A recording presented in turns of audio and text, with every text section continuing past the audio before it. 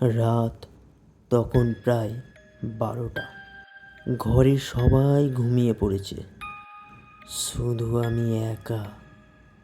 Mobile scroll করতে করতে সময়টা কিভাবে চলে গেছে বুঝতেই পারিনি।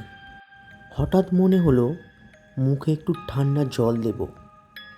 বাথরুমের লাইটটা জ্বালাতেই ক্ষীণ একটা টনটনে শব্দ শুনলে মনে হলো কেউ কোথাও কাঁচে নখ ঘষছে। ভাবলাম হয়তো আমার ভুল শোনা হয়েছে। হাত ধুতে গিয়ে আয়নায় নিজের মুখটা দেখলাম। আলোটা একটু কেঁপে উঠল। আমি মুখ ঘোরালাম, আয়নার মানুষটাও মুখ ঘোরালো, কিন্তু আমার থেকে 1 সেকেন্ড ধীরে। আমি থেমে গেলাম, আয়নার প্রতিচ্ছবিও থেমে গেল, কিন্তু তার চোখ দুটো আমার দিকেই তাকিয়ে রইল, ঝাপটাও দিল না। মনটা অস্বস্তিতে ভরে উঠল। আমি কাছে গিয়ে ভালো করে তাকালাম, আর তখনই দেখলাম মুখটা পুরো নিরাবেগ, কিন্তু আয়নার প্রতিচ্ছবি ধীরে ধীরে হাসছে, একটা অস্বাভাবিক টান টান হাসি।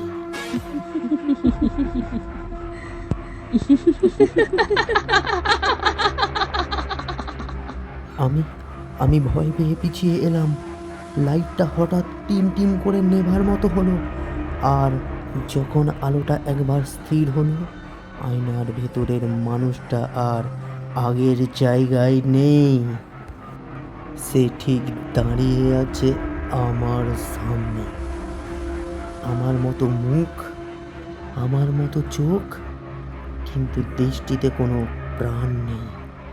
তার ঠোঁট নড়ল, আর খুব ঠান্ডা ভারী গলায় বলল, এতদিন তুমি আমাকে দেখেছ, এবার আমিও তোমাকে দেখতে চাই।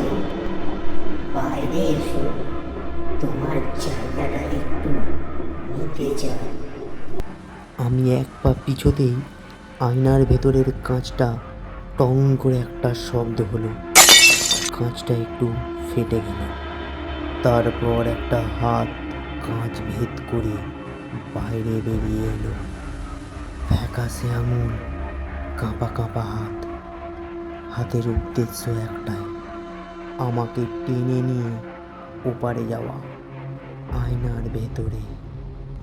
নমস্কার, আমি সৌভিক, আর এতক্ষণ আপনারা শুনছিলেন একটি ছোট ভূতের গল্প, আয়নার ভেতরের মানুষটা।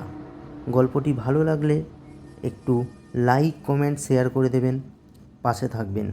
ধন্যবাদ।